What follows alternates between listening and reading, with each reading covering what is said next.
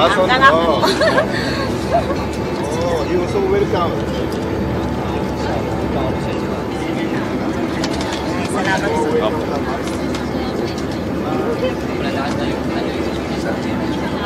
Salamat Naitago pa ng isang ginang ang huling autograph ni dating Senador Ninoy Aquino ilang sandali bago ang makasaysayang pamamasalang sa tarmac noong 1983. Ipinadala niya ito sa i-report ng ABS-CBN matapos ang pagpanaw ni dating Pangulong Aquino. Exclusive nagpapatrol, Weng Hidalgo. Halos mapunit na ang 1983 boarding pass ni Ginang Ofelia Diang pero para lang maisalba, ikinalaminate niya ito.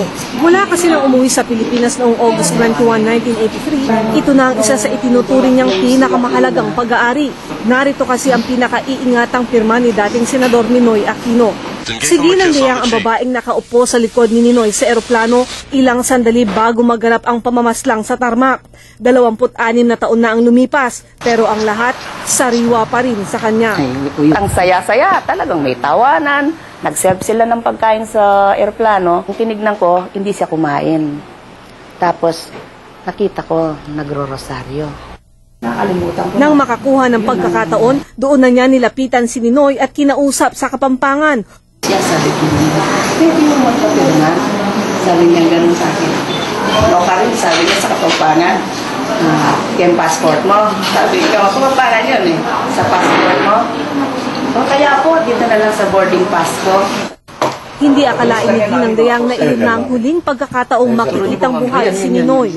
Dahil sa paglabas ng eroplano, binawi ang buhay ni Ninoy ng magkakasunod na putok ng baril. Takot ang namayani noon sa Ginang hanggang sa makauwi sa kanila sa Pampanga. Maging ang anak niyang 6 na taong gulang pa lang noon, nag-alala sa kanyang kalagayan. Iniisip ko, bakit umiiyak si Mommy? Siguro nawala yung pasalubong niya sa amin. Pero yun lang nasa isip namin. Dahil sa trauma, 2 taong hindi bumiyay sa ibang bansa si Ginang Diang. Pero nang makarecover, masaya niyang ikinuwento sa pamilya ang kanyang bahagi sa kasaysayan sa mga huling sandaling nakadaupang palad ang bayaning si Ninoy kasama ang alaalang iniwan ng dating senador sa kapirasong papel. Weng Hidalgo, Patrol ng Pilipino.